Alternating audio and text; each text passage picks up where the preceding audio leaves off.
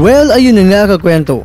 Good news sa former 3 Division World Champion na si Johnny Real Casimero na kasama na at mamayagpag pa rin sa mga top caliber sa mga boksingero sa Super Bantamweight Division sa buong mundo.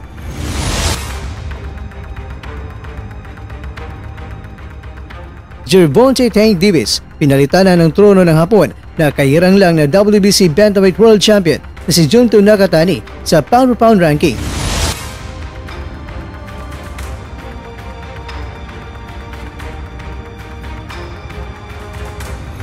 Ang undisputed world champion na si Naoya Inoue na umuna pa rin bilang number 1 pound-for-pound boxer. Former 8 Division World Champion na si Manny Pacquiao, kahit na 45 anyos na, papalagan pa rin ang 27 anyos na undefeated na si Conor Benn at ang negosasyon ng laban ay sinimula na. Si Pacman na kaya ang makapagbibigay ng unang talo ni Benn o di kaya si Benn na ang maghahatid ni Pacman sa kanyang tuluyang pagretiro. Ito po ang mga nilalaman ng ating kwentuhan. Kaya tara, kwentuhan na!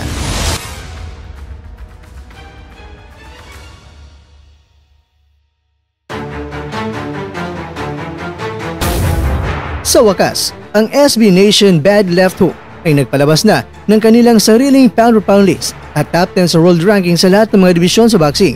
Batay sa pinalabas ng SB Nation sa kanilang pound-for-pound ranking, itong si Inoue pa rin ang nananatiling pound-for-pound king.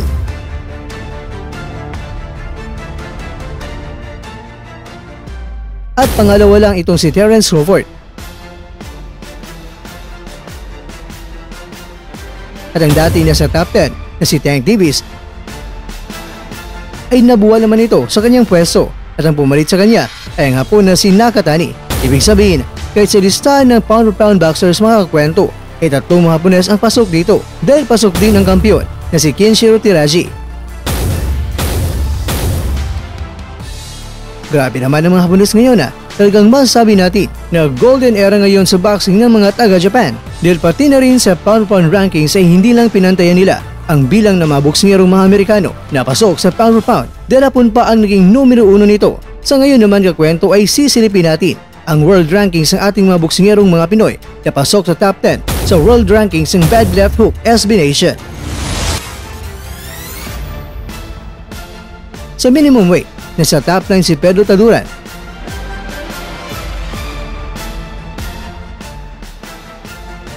At top 5 naman itong si Melvin Jerusalem.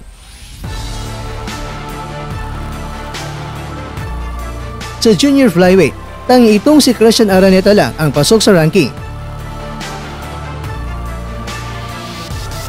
Sa bantamweight division, nasa top 8 itong si Vincent Asulabio at nasa rank 6 naman ang the legendary Filipino Flash na si Nonito Donaire Jr. At sa super bantamweight division, pasok naman itong si Casimero sa top 10. Abang ang ating kaubayan naman na former Unified Super Bantamweight World Champion na si Marlon Tapales ay nasa top 3. Hindi naman sinaling ating kaubayan na si Mark Magsayo sa Featherweight Division sa kadahilanan na nakakyat na si Magsayo sa Super Featherweight Division. Kaya naman sa ating mga kaubayan na umarangkada sa World Rankings ay congratulations sa inyong lahat. Sana ipagpapatuloy niyo pa ang pagbandera ng husay at galing ng mga Pilipino sa buong mundo.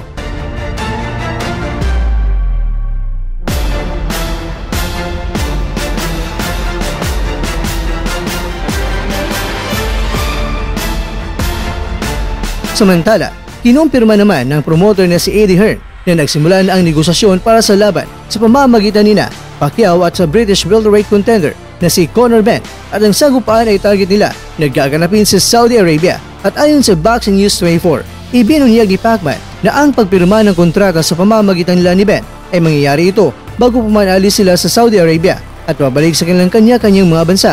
Manunood kasi sila ng laban nila ni Anthony Joshua at ni Francis Ngannou sa Saudi ngayon. Kaya maaring habang nanonood ka ng video ito ay hindi pa naglaban sila ni Joshua at ni Francis o di kaya tapos na ang kanilang laban. At ayon sa pagsusuri ng Boxing News 24, ang mga boxing fans ay hindi nila nagustuhan ang matchup na ito dahil ayon sa iba, matanda na si Pacman pero bakit kakasan pa rin niya ang mga mas nakakabata sa kanya at itong si Benn naman. Sa halip ng mga bata pang mga boksingero at mga top calibers ang kanyang kakasahan ay tila ba nawala ng interes itong si Benn at parang ayaw na yata maging world champion pa At hindi nga man lang niya pinagkabisihan na maikasa ang laban nila ni Tank Davis o di kay maging world champion siya. Pero ayon naman kay Manny Pacquiao, siya ay napaka-excited na sa paparating na laban at naniniwala si Pacman na ang kanyang nakahaing laban kontra kay Ben ay kakayanin niya talaga ito.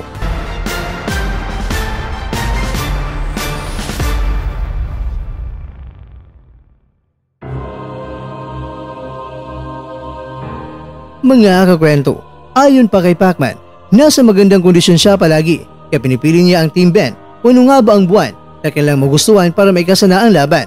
Dahil ayon kay Pacman, game na game siya kahit ngayong pang Mayo o Hunyo, kaagad ang kanilang digmaan. Siya nga pala, sa susunod na buwan, matutungyan na natin mga kwento ang hindi basta-bastang laban, ang The Legend kontra Legend, ang magsasalpukan, April 20, 2024 sa Bangkok, Thailand. Buwakaw Banchamek kontra yan kay Pacman. Pero ganun pa man, ano man ang plano ng ating kaubayan, alam natin na kaya niya yan. Kaya good luck Manny P sa susunod mo na mga laban.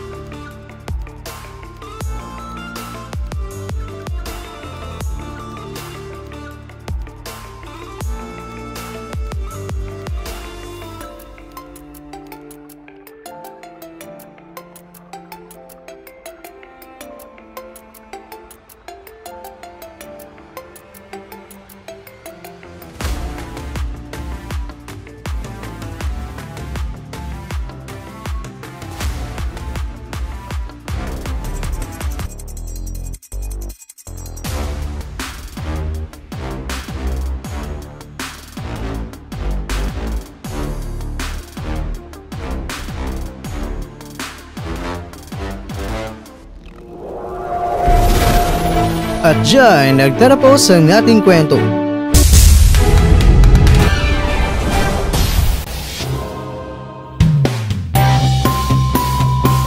Maraming salamat mga kakwento sa inyong panunood. Pero baka naman mga kakwento ay nagustuhan niyo po ang kwento natin ngayon.